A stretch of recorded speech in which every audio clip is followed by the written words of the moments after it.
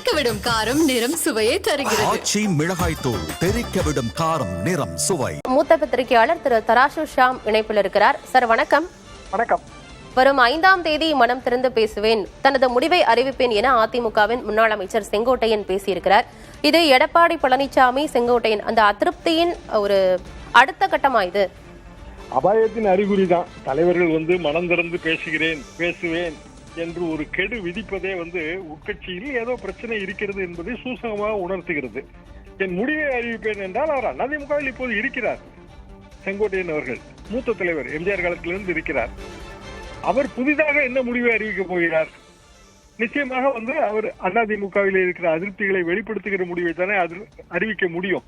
ஏற்கனவே தொடர்ந்து அவர் அதிருப்தியில் இருப்பதாக செய்திகள் வருகின்றன. எடப்பாடி பழனிசாமி அவர்களின் பிரச்சார பயணத்தில் கூட அவரது முகம் பெரிதாக தென்படவில்லை.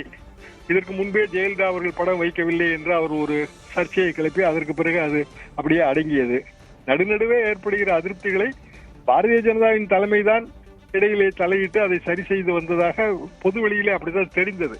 அப்படி இருக்கும்போது ஒரு கெடு விதித்து இந்த கெடு தேதியிலே நான் தெரிவிக்கிறேன் என்று ஒரு தலைவர் சொன்னால், ஒன்று அந்த கெடு தேதிக்குள் தலைமை தங்களை சமாதானப்படுத்த வேண்டும் என்கிற எதிர்பார்ப்பு காரணமாக இருக்கலாம், அல்லது அப்படி சமாதானப்படுத்தாவிட்டால் தான் என்ன முடிவு எடுக்கப் போகிறேன் என்பதை சூசகமாக தெரிவிப்பது இன்னொரு காரணமாக இருக்கலாம். செங்கோட்டையனை பொறுத்தவரையில் அவருக்கான சமரசம் பேசியது பாரதிய ஜனதா தான், இதற்கு முன்பே பல முறை. ஆனாலும் பாரதிய ஜனதா கொடுத்த வாக்குறுதிகளின்படி எதுவும் செய்யப்படவில்லை. அரசியல் ரீதியாக அந்த வாக்குறுதிகள் நிறைவேற்றப்படவில்லை என்றுதான் நான் இதை புரிந்து கொள்கிறேன். அப்படி இருக்கும்போது எடப்பாடி பழனிசாமி அவர்கள் தலைமையை ஏற்று இனி மேலும் தொடர்வது என்பது தனது சுய கௌரவத்துக்கு இழுக்கு என்று செங்கோட்டையன் நினைக்கிறார். இதுல பார்க்க வேண்டிய முக்கிய விஷயம் என்னவென்றால், அதிமுக பாரதிய ஜனதாவின் செல்வாக்கு மிகுந்த கொங்கு மண்டல பகுதியிலே அதிருப்தி வருகிறது. உட்கட்சி அரசியலிலே அதிருப்தி என்பது ஒரு ஆபத்தான ஆயுதம். அதிமுகவின் ஏற்கனவே தென் மாவட்ட தொகுதிகளிலே ஓபிஎஸ் டிடிவி அவர்கள் பிரிக்க போகிற வாக்குகள் என்ன ஆக போகிறது என்று தெரியவில்லை. கடந்த 2 தினங்களாக ஓபிஎஸ் அவர்களும் டிடிவி அவர்களும், இன்னும் சொல்ல போனால் தேமுதிகவை சேர்ந்த பிரேமலதா அவர்களுமே பல்வேறு விஷயங்களை பொதுவெளிக்கு கொண்டு வருகிறார்கள்.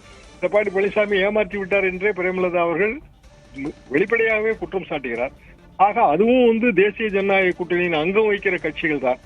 ஒட்டுமொத்தத்திலே இன்றைய தேதிக்கு இருக்கிற நிலைமை, தேசிய ஜனநாயக கூட்டணி, அதிமுக, பாரதிய ஜனதா ஆகியோருக்கு இடையே இருக்கிற இணக்கம் இதெல்லாமே ஏதோ ஒரு வகையில கேள்விக்குரியதாக்குகிறது. பாரதிய ஜனதா அதிமுக கூட்டணி ஏற்பட்ட பிறகு கடந்த ஒரு மாதமாக எடப்பாடி பழனிசாமியின் இந்த சுற்றுப்பயணத்திலே 2 கட்சி தொண்டர்களுக்கிடையே ஒரு இணக்கம் காணப்பட்டது. ஒரு கூட்டணி ஜெல்லாகிவிட்டது என்றுதான் நாங்கள் கூட நினைத்தோம். சில சர்வே முடிவுகளில் கூட கிட்டத்தட்ட 37% வரைக்கும் அவர்களுக்கான ஆதரவு இருப்பதாக கூறியிருந்தார்கள். ஆனா கொங்கு மண்டலத்துல அதிமுகவினுடைய முக்கிய முகமாக பார்க்கப்படும் திரு செங்கோட்டையனுக்கு கட்சிக்குள்ளேயே முக்கியத்துவம் கொடுக்கப்படல அப்படிங்கிற ஒரு விஷயம் தான் பேசப்பட்டு இருக்கு. இணைப்பில் உங்களுடைய கருத்துக்களை பகிர்ந்து கொண்டமைக்கு நன்றி திரு தராசு ஷியாம். 5ஆம் தேதி அன்று கோபிச்செட்டிப்பாளையம் கழக அலுவலகத்தில் நான் மனந்திருந்து பேசப் போகிறேன். அப்போது என்ன கருத்துக்களை சொல்கிறேன் என்பதை நீங்கள் அத்தனை பேரும் தெரிந்து கொள்ளலாம். ஆகவே அதுவரையும் நீங்கள் பொறுத்திருந்து எனக்கு உதவி செய்யுமாறு அன்போடு கேட்டுக்கொள்கிறேன். நன்றி, வணக்கம்.